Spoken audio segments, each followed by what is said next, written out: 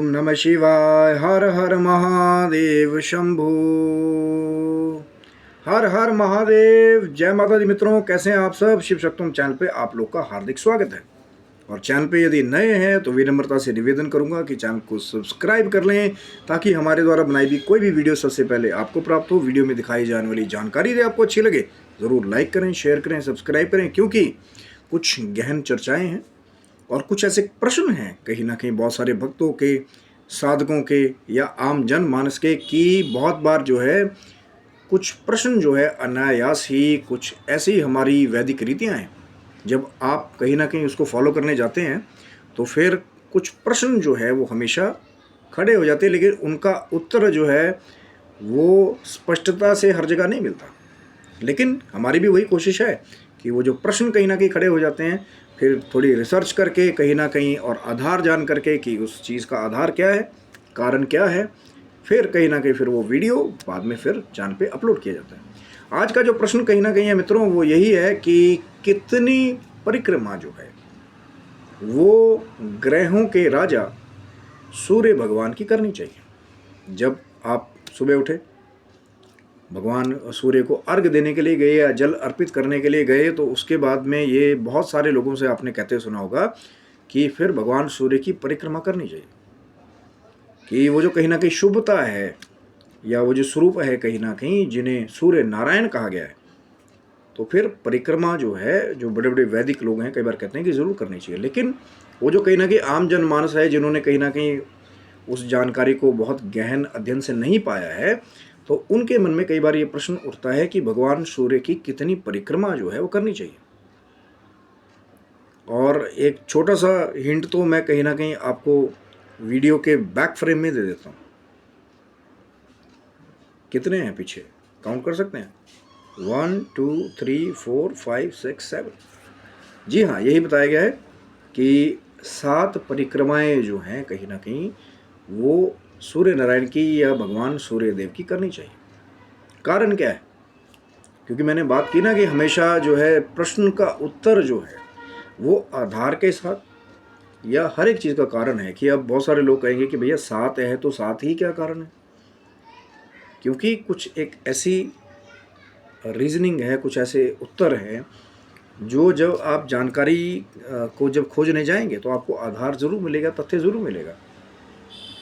क्योंकि अब एक जगह तो इसका ये पॉइंट मिलता है कि वो जो भगवान सूर्य नारायण के 7 घोड़े हैं कहीं ना कहीं, तो उन दिव्य अश्वों के हिसाब से भी कई लोग जो है 7 परिक्रमाओं के साथ उसको जोड़ते हैं। क्योंकि जैसे मैंने आपको पहले कहा कि आप घोड़े पीछे काउंट कर सकते हैं, वो जो कहीं ना कहीं चमत्कारी 7 हॉर्सेस की पेंटिंग है, जिसके बारे में पहले भी वीडियो मैंने बहुत पहले जो है कहीं ना कहीं शेयर किया था। अगर आपका प्रेम मिलेगा तो दोबारा फिर उसका रहस्य हम लोग दोबारा कहीं ना कहीं चर्चा कर सकते हैं, और कहीं ना कहीं फिर आपको वो पता लगेगा कि वो जो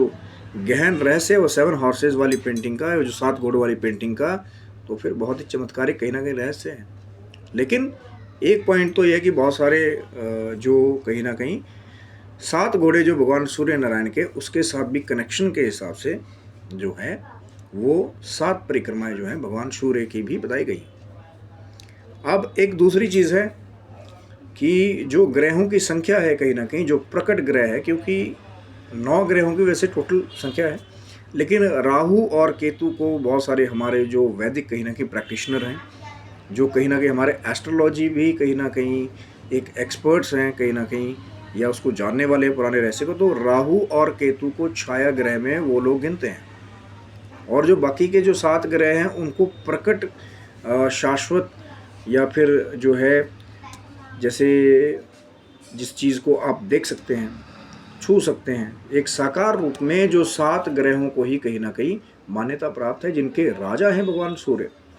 तो उन 7 ग्रहों के हिसाब से भी कि वो 7 ग्रहों का आधिपत्य कहीं ना कहीं प्रकट ग्रहों का, एक ये भी रीज़न कहीं ना कहीं इसके साथ जोड़ा जाता है। और वो जो बाकी दो छाया ग्रह हैं कहीं ना कहीं, तो उनको बहुत सारे लोग काउंट नहीं करते। इसलिए प्रकट वो जो 7 ग्रह है कहीं ना कहीं, सूर्य, चंद्रमा, मंगल, बुध, बृहस्पति, शुक्र और शनि, ये 7 जो है वो प्रकट ग्रह माने जाते हैं। और यही तो कारण है ना, क्योंकि मैंने पहले भी बात की थी कि बिना आधार के कोई भी चीज़ को प्रकट कर देना बहुत आसान होता है। लेकिन अपनी अपनी मान्यताएं हैं, इसके कई और भी पॉइंट्स हो सकते हैं, क्योंकि हरि अनंत हरि कथा अनंता, अलग अलग संतों ने, अलग अलग भक्तों ने जो भगवान की लीला कहीं ना कहीं वो अलग अलग स्वरूपों में अलग अलग गाई गई है। बहुत गहन जब आप अध्ययन करने जाएंगे तो वेद में बहुत गहराई से आपको मिलेगा, फिर उपनिषद हैं, पुराण हैं, तो सभी में से संदर्भ पूरा पूरा ढूंढ लेना कई बार कठिन होता है। लेकिन हमेशा से हमारी तो चैनल पे यही कोशिश रही है कि जो कहीं ना कहीं विद्वान है, अगर कोई नई जानकारी हमें मिले, कोई अच्छी जानकारी हमें मिले, कोई ना कोई जो पुराने हमारे वैदिक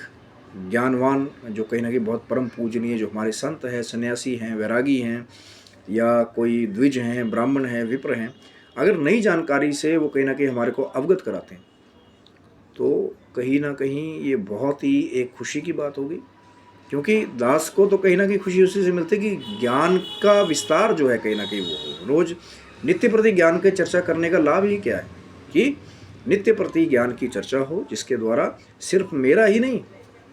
जो भी चैनल पे विजिट करते हैं कहीं ना कहीं या चैनल को सब्सक्राइब करके जो नई वीडियोस आती हैं तो उनके भी वो जो ज्ञान का भंडार है उसमें वृद्धि हो, जिस और उस ज्ञान के द्वारा कहीं ना कहीं जो इस मानव जीवन का जो सबसे उत्तम फल है या जो सबसे उत्तम उद्देश्य है कहीं ना कहीं वो फिर मानव जाति को प्राप्त हो जाए। क्योंकि ऋषि मुनियों की और जिन्होंने भी तपस्या के द्वारा वो जो वेदों की कहीं ना कहीं व्याख्या व्यास जी ने जो की है 18 पुराणों की, 4 वेदों की, वो उनका भी उद्देश्य वही था कि जो मनुष्य जाति कहीं ना कहीं वैदिक मार्ग पर चल करके वो जो कुछ दिव्य लाभ हैं कहीं ना कहीं प्रकृति की शक्ति से जुड़े हुए वो सबको प्राप्त हो जाएं। इसलिए तो कहा ना, एक प्रॉपर चैनल बनाए कि सुबह उठिए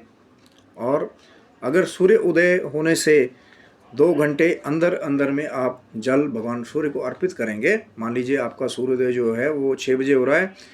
तो लगभग 1.5 या 2 घंटे के बीच में अगर आप जल दे देंगे, उसका कारण क्या है, एक तो आप बहुत आराम से भगवान सूर्य के दर्शन कर पाएंगे कि जब भगवान सूर्य का उदय होता है कहने की तो बिल्कुल हल्के हल्के लाल लाल होते हुए उसको बिल्कुल आप देख सकते हैं। और जैसे जैसे आगे वो 1 या 2 घंटे का पीरियड जाता है, जिसमें एक आ गया कि सबसे ज़्यादा अमृत किरणें जो हैं भगवान सूर्य नारायण की, ये इन्हीं 2 घंटे में सबसे ज़्यादा होती है। इन्हीं 2 घंटों में सबसे अधिक लाभ जो हमें है, जब हमारी बॉडी कहीं ना कहीं एक्सपोज होती है जा करके, वो जब भगवान सूर्य का उदय होता है, जो वो जो अमृत किरणें कहीं ना कहीं पृथ्वी धाम पर आती है, तो कहीं ना कहीं हमारे ह्यूमन बॉडी में भी उसका बहुत बड़ा लाभ होता है। फोटोसिंथेसिस की प्रोसेस इसका एक बहुत बड़ा उदाहरण है कि जैसे भगवान सूर्य वो अपनी मॉर्निंग की वो जीवनदायिनी किरणें लेकर के आते हैं, तो जो फोटोसिंथेसिस का प्रोसेस है कहीं ना कहीं, जिससे पेड़ पौधे भी वो जो भगवान सूर्य की रोशनी के द्वारा अपना भोजन स्वयं वहाँ अंदर ही बना लेते हैं।